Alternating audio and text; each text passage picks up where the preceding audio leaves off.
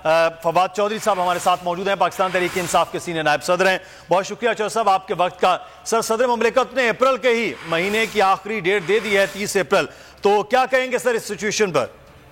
देखिए, पहले तो मैं ये पूरी कौम को मुबारकबाद देना चाहता हूँ, सदर मुमलिकत का शुक्रिया अदा करना चाहता हूँ, इलेक्शन कमीशन का शुक्रिया अदा करना चाहता हूँ जिन्होंने आज आइन और कानून के मुताबिक आगे बढ़े हैं, सुप्रीम कोर्ट का फैसला इम्प्लीमेंट किया है। सदर मुमलिकत ने दुरुस्त तौर के ऊपर 30 अप्रैल का फैसला किया है, क्योंकि ये सुप्रीम कोर्ट ने अपने फैसले में कहा था कि बेयर मिनिमम है, यानी कम से कम वक्त दरकार है 90 दिनों के बाद उसमें इलेक्शन हो। अब जो वक्त है वो 14 अप्रैल को मुकम्मल हो रहा है और ये 30 तारीख का उन्होंने जो है ये मामला दिया है, यानी जो 15 दिन है वो उसमें एक तो आखिरी अशरा है, फिर हमारी ईद उल फितर है, उसके बाद एक हफ्ता जो है वो मिलेगा। तो ये मेरा ख्याल है बहुत आइडियल टाइम है। तमाम पॉलिटिकल पार्टीज को मैं कहना चाहता हूँ वो आए, अपने आप को अवाम के सामने पेश करें। जो हक है इक़्तिदार देने का वो अब पाकिस्तान के अवाम का है।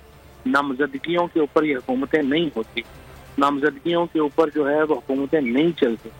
ये पाकिस्तान के अवाम ही जानते हैं कि वो किसको बेहतर समझते हैं और वोट के जरिए वो ये फैसला करते हैं। पाकिस्तान के आइन की पता हुई है, पाकिस्तान की काम पता हुई है और सुप्रीम कोर्ट का जो हुक्म है उस पर अमल दरामद अब होगी। फवाद साहब, वक्त बहरहाल कम है और वक्त में अब इमरान खान साहब क्या कैंपेन के लिए अब निकलेंगे? अब डॉक्टर्स ने तो उन्हें इजाज़त दे दी है बाहर निकलने की सियासी एक्टिविटीज़ की, तो किस तरह प्लान कर रहे हैं सर, क्योंकि सबसे बड़ा सूबा है और उसकी सूबाई असम्बली है?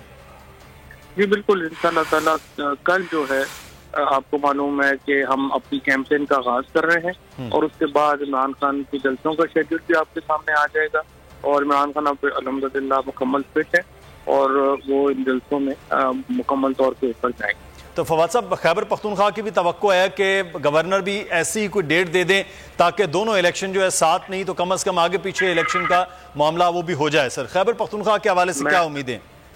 मैं खैबर पख्तूनख्वा के गवर्नर से दरख्वास्त करता हूँ कि वो भी इसी मामले को मद्देनजर रखें और एक ही दिन इलेक्शन करवा दें ताकि मुल्क के अंदर ये जो हिजान है ये खत्म हो और पाकिस्तान एक सियासी तौर के ऊपर इस्तेहकाम की तरफ बढ़े।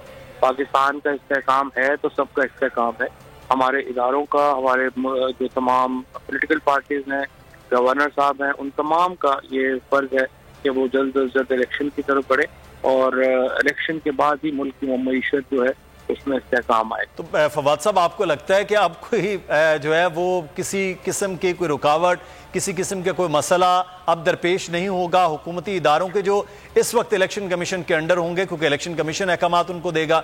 कोई लगता है कि हुकूमत ताउन करेगी सर इलेक्शन कमीशन के साथ? देखिए, आर्टिकल 220 और सुप्रीम कोर्ट का हुक्म दोनों बात है, उसमें गुंजाइश नहीं रही है ताउन ना करने की और जो ताउन नहीं करेगा वो जेल जाएगा। तो मुझे उम्मीद है कि इंशाअल्लाह ताला ये इलेक्शन स्मूथली होंगे और हमारी नेक तमन्नाएं इलेक्शन कमीशन के साथ हैं और तमाम अथॉरिटीज के साथ हैं कि इलेक्शन कंडक्ट। तो सर, इलेक्शन कमीशन के हवाले से फवाद चौधरी साहब हमारे साथ मौजूद, तहरीक इंसाफ के सीनियर नायब सदर। और अगर ये वीडियो आपको पसंद आई है तो हमारे चैनल को सब्सक्राइब कीजिए और बेल आइकॉन को क्लिक कीजिए।